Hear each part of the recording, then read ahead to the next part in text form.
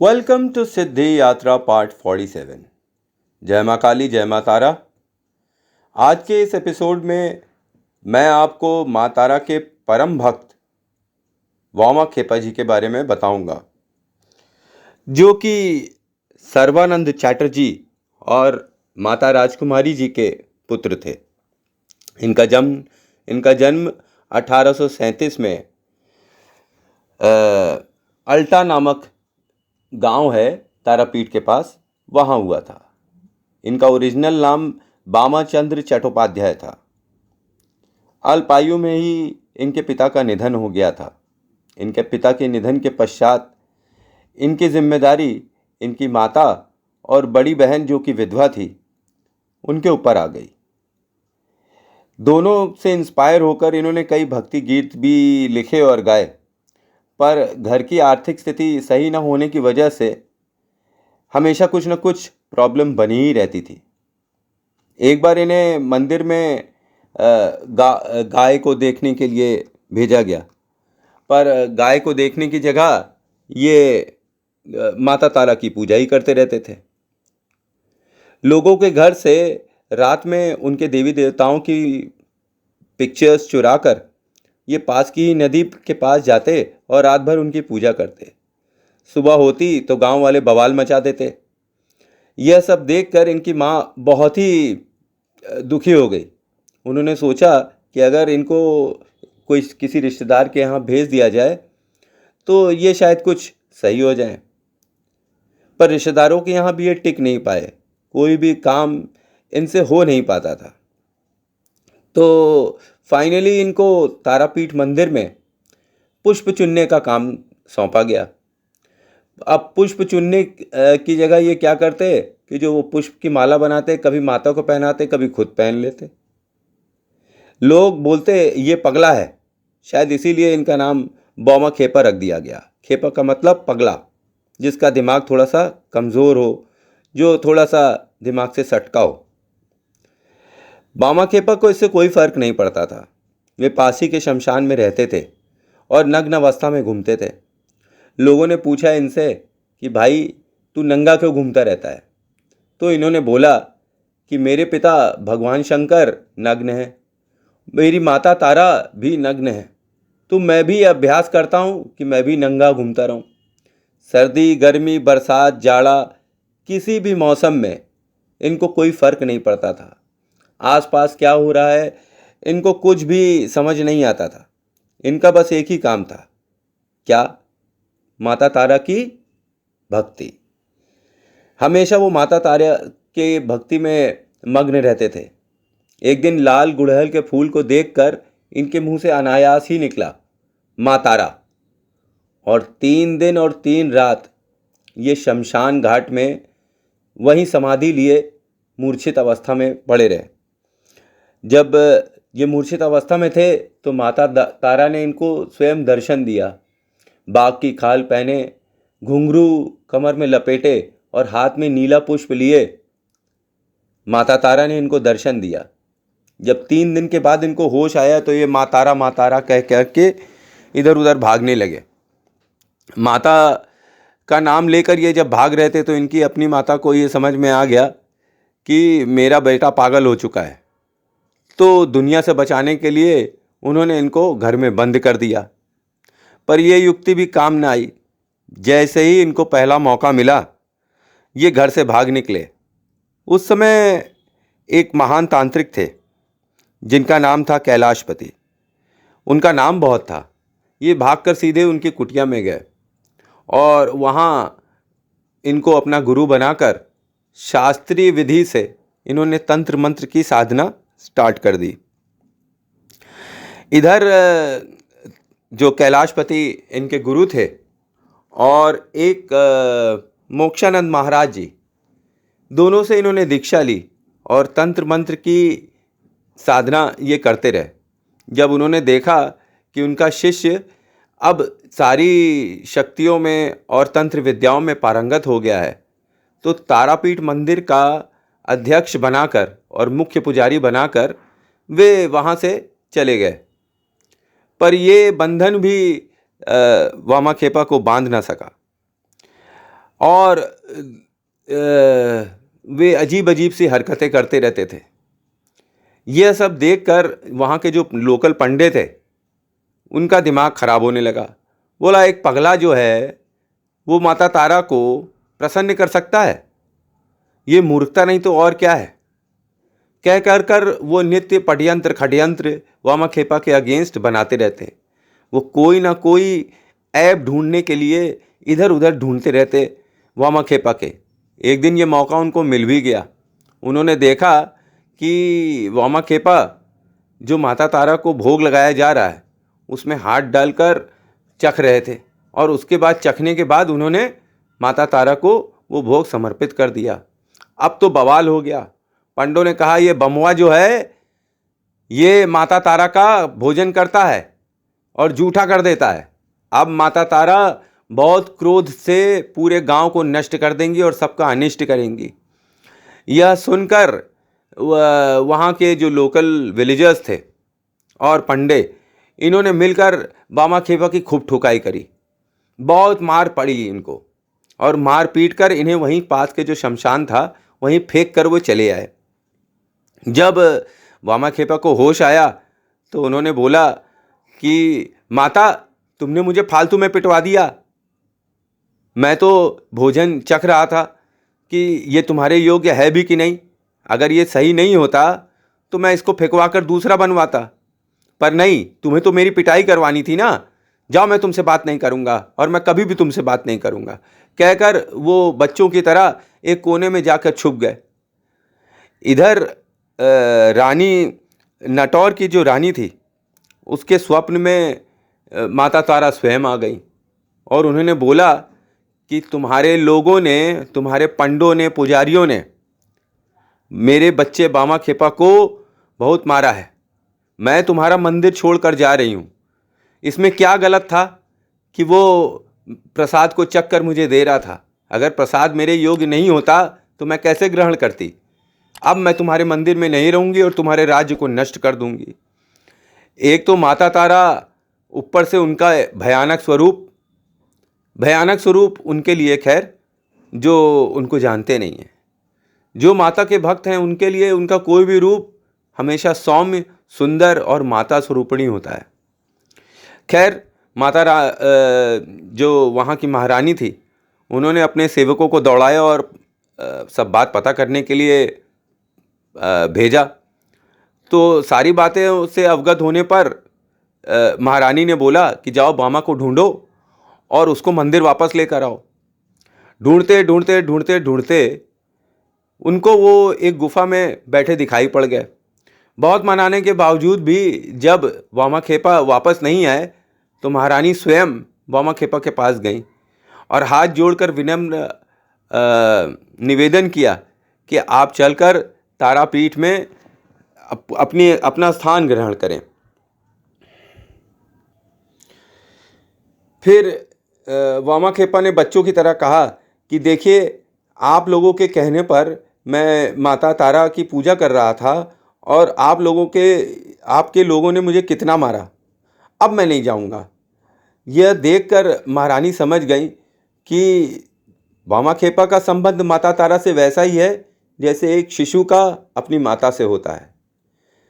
सब पगला पगला बोल बोलकर उनको संबोधित करते थे, पर सबको धीरे से ये समझ में आ गया कि वामाखेपा माता तारा के लिए पगला है और किसी के लिए नहीं। जो शक्ति माता तारा ने वामाखेपा को दी है वो और किसी के पास थी ही नहीं। रानी के काफ़ी निवेदन के पश्चात वामाखेपा तारापीठ मंदिर में वापस आ गए और रानी ने बोला कि बौमा जैसा भी चाहे वैसा पूजन कर सकता है, जिस विधान से चाहे वैसे माता तारा की आराधना कर सकता है और पूजन पाठ कर सकता है। जिसको आपत्ति होगी वो तारापीठ मंदिर में नहीं आएगा। इसके साथ ही उन्होंने पंडों का प्रवेश वर्जित कर दिया। अब महारानी का आदेश था तो किसी की हिम्मत नहीं हुई कि कुछ बोल सके। भाई, रानी के आदेश पर माता तारा की सेवा करने वामाखेपा स्वयं आए हुए थे और उनका विधान भी अजीब और अद्भुत था। कभी वो सारे दिन पूजा करते रहते, कभी 1-2 दिन पूजा करते, कभी 1 घंटा पूजा करते, कभी 4 बजे तक दिखाई ना पड़ते, कभी 3-4 दिन तो वो तारापीठ मंदिर में ही दर्शन नहीं देते। ये सब देखकर पंडित जलते तो थे, पर वो कर भी क्या सकते थे। माता तारा का हाथ जिस शिष्य के ऊपर हो, जिस भक्त के ऊपर हो, दुनिया एक तरफ हो जाए, वो कुछ उखाड़ नहीं सकती है। माता तारा का ऐसा प्रताप है।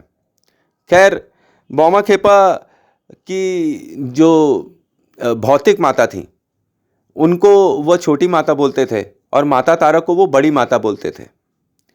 तो उनकी जो छोटी माता थी, मतलब माता राजकुमारी जी, उनका निधन हो गया। अब जिस समय निधन हुआ उस समय भीषण बारिश हो रही थी और नदी में बाढ़ आ गई। बौमा के स्वप्न में माता तारे ने कहा कि अपनी माता का देह संस्कार तुम मेरे शमशान में ही करना। और शमशान नदी के उस पार था। नदी में काफ़ी बाढ़ आई हुई थी। बौमा अड़ गए कि नहीं भाई, मैं तो अपनी माता का देह संस्कार माता के शमशान में ही करूँगा। यह सुनकर सब गांव वालों ने कहा, बौमा डूब जाओगे और कोई भी ले नहीं जा पाएगा इतनी भीषण फ्लड में। तो बौमा ने नाव वाले से कहा, भाई तुम मुझे अपनी नाव दे दो, मैं अपनी माँ को खुद लेकर जाऊंगा। तो नाव वाले ने हाथ जोड़कर कहा, बौमा ये नाव ही मेरे जीवन का सहारा है, अगर ये डूब गई तो मेरा परिवार और बच्चे भूखे मर जाएंगे, मैं कैसे उनका भरण पोषण करूंगा, प्लीज़ ये नाव मुझसे मत लो। तो बौमा खेपा ने मुस्कुरा दिया, जैसे उन्होंने कुछ अंदर ही अंदर एक निर्णय कर लिया। उन्होंने अपनी माँ को अपनी गोद में उठाया और नदी पर चलते हुए उसको पार कर कर माता तारा के मंदिर के बगल में जो शमशान था वहाँ अपनी माता का देह संस्कार किया। यह सारा प्रकरण पूरे गांव वाले आंखें फाड़े देख रहे थे कि कोई व्यक्ति नदी पर चलते हुए कैसे जा सकता है, पर यह संभव था क्योंकि जिसके सर पर माता तारा का हाथ हो उसका कोई कुछ नहीं उखाड़ सकता, उसको कोई शक्ति रोक नहीं सकती है। अगर उसने कुछ निर्णय कर लिया है तो माँ तारा स्वयं चल रही है उसके साथ। जिसके साथ माँ तारा स्वयं चलेगी तो उसको कोई हिला सकता है, मार सकता है? नहीं। खैर, देह संस्कार के बाद मृत्यु भोज के लिए उन्होंने अपने घर वालों से कहा कि जाओ 20 गांव में ये बात फैला दो कि मृत्यु भोज मतलब 13 के दिन वो सब आएँ और मृत्यु भोज करें। अब उनके जो संगी साथी थे उनको पता था ये तो फक्कड़ है और आधा से ज़्यादा पगला है, जिसके अपने खाने का ठौर ठिकाना नहीं है, वो 20 गांव के लोगों को कैसे खाना खिलाएगा। जब उन्होंने असहमति जताई तो वामा खुद ही 20 गांव में जाकर ढिंढोरा पीट कर बोले कि इस दिन हमारी माता का मृत्यु भोज है, आप सब सादर आमंत्रित हैं और भोजन के लिए आप आएँ। सारे गांव वाले भी उनके ऊपर हमेशा संशय करते रहते और ये बात तो और संशय योग्य थी कि ये आधा पगला सबको बुला रहा है खाने के लिए, ये कैसे खिला पाएगा। पर फिर भी उन्होंने ये देखने के लिए कि देखें ये कैसे करता है, ये सब देखने के लिए मृत्यु भोज के दिन सब इकट्ठे हो गए। सबकी आंखें तब फटी की फटी रह गईं जब सुबह से उनके जहाँ पे तारापीठ मंदिर था वहाँ बैलगाड़ियों में भर भर कर सब्जी, अनाज, अन्य खाद्यान्न लोग लेकर अपने आप ही आ गए और जो लोग लेकर आए उन्होंने खाना भी बनाना स्टार्ट कर दिया। अच्छा, खाने की इतनी मीठी सुगंध 20 गांवों तक फैली और उस सुगंध से आकर्षित होकर और गांव वाले इकट्ठे हो गए और उन्होंने वहाँ पर देखा कि भोजन तो तैयार हो गया, पर थोड़ी ही देर में वहाँ पे तेज़ घनघोर बारिश होने लगी। तो अब सब सोचने लगे कि खाना कैसे खाएंगे। बौमा ने ये देखा तो आओ देखा ना ताओ, एक लकड़ी का डंडा उठाया और एक चौकोर परिधि जहाँ पे मृत्यु भोज होना था वहाँ बना दिया। लोगों को देखकर यह आश्चर्य हुआ कि उस परिधि के बाहर तो बारिश का पानी जैसे नदी नालों की तरह बह रहा था, पर उस परिधि के अंदर एक बूंद पानी भी नहीं गिर रहा था। लोगों ने भर पेट भोजन किया और भोजन करने के उपरांत जब उस परदी से बाहर निकले और इतनी बारिश देखकर परेशान होने लगे कि घर कैसे जाएंगे, तो बामा ने माता तारा से प्रार्थना करी, हे माता, आप बारिश बंद कर दीजिए और सब गांव वालों को घर जाने दीजिए। यह सुनकर माता तारा ने बारिश तो बंद कर दी और सब गांव वाले अपने अपने घर गए। इस वाक़ये के बाद बामा खेपा बहुत ही फेमस हो गए। अब तो लोग उनके दर्शन करने आने लगे और उनसे मार्गदर्शन लेने लगे। अपनी यौगिक शक्तियों से बामा खेपा ने कई मरणासन लोगों को जीवित कर दिया। जैसे कि एक मरणासन व्यक्ति उनके पास खटिया पर लेकर आया गया, तो जैसे ही वो आया तो बामा खेपा को उस पर दया आ गई और उन्होंने उसको अपने हाथ से प्रसाद खिलाया। प्रसाद खाते ही वो बंदा उठ खड़ा हुआ और भला चंगा होकर हाथ जोड़कर अपने गांव वापस लौट गया। अब तो बामा खेपा के पास भीड़ लगने लगी। अच्छा, बामा खेपा एक उच्च कोटि के ब्राह्मण थे, पर उनको जो भोजन देती थी एक औरत, वो कोढ़ की मरीज थी। उसका नाम नंदा हांडी था। अब नंदा हांडी एक दिन बामा खेपा को भोजन करा रही थी, तो बामा खेपा ने प्यार से ज़मीन से मिट्टी उठाई और कहा, ये अपने कोढ़ पर रगड़ लो। चमत्कारिक रूप से नंदा हांडी का कोढ़ तुरंत का तुरंत ही सही हो गया। ये माता तारा की शक्ति थी जो बामा खेपा के हाथ से जन कल्याण करवा रही थी। एक दिन एक तपेदिक का रोगी खटिया पर आया। वो भी मरने ही वाला था। लोग सोच रहे थे कि पता नहीं कुछ चमत्कार होगा कि नहीं होगा। बामा उसको देखकर बड़े क्रोधित हुए और उसका गला पकड़ के बोला, अब कितने और पाप करेगा तू? यह कहना था कि वो तपेदिक का मरीज तुरंत उठ गया और उठकर उनसे क्या कहते हैं, प्रसाद मांगने लगा। प्रसाद खाते ही उसकी तबीयत सही हो गई। इसी प्रकरण में आगे एक रोज बामा खेपा आवारा कुत्ते और सियारों के साथ बैठकर शमशान में अपना भोजन साझा कर रहे थे, तो कुछ लोग उनके ऊपर उनकी हंसी उड़ाने लगे।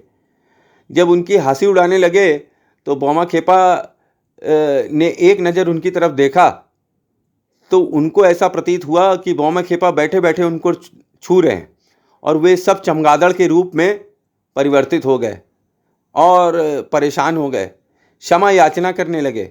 बामा ने दया खाकर उनको वापस से इंसान के रूप में परिवर्तित कर दिया। इसी तरीके से एक नागेंद्र पांडा करके व्यक्ति था, जिसने एक मरणासन अमीर व्यक्ति को बामा के समक्ष उपस्थित किया और उसने ये सोचा कि अगर ये सही हो गया तो ये अमीर व्यक्ति नागेंद्र पांडा को खूब पैसे देगा। पर उस व्यक्ति को देखकर बामा के मुंह से निकला फट, और वह व्यक्ति तुरंत ही मृत्यु को प्राप्त हो गया। नागेंद्र पांडा ने यह आरोप बामा खेपा पे लगाया कि इसी की वजह से यह व्यक्ति मारा गया है। पर बामा खेपा ने बोला कि मेरी माता की जो इच्छा थी वही हुई, मैंने कुछ नहीं किया है। इस तरह अनेक चमत्कार बामा खेपा ने अपने जीवन में किए और अनेक सिद्धियां अल्पायु में प्राप्त करी। अंत में 1911 में उन्होंने महासमाधि ली और माता के साथ संलग्न हो गए। कहानियां और भी हैं बामा खेपा की, कुछ और याद आएंगी तो मैं आपको बताऊंगा। Thanks for watching. जय मां काली, जय मां तारा।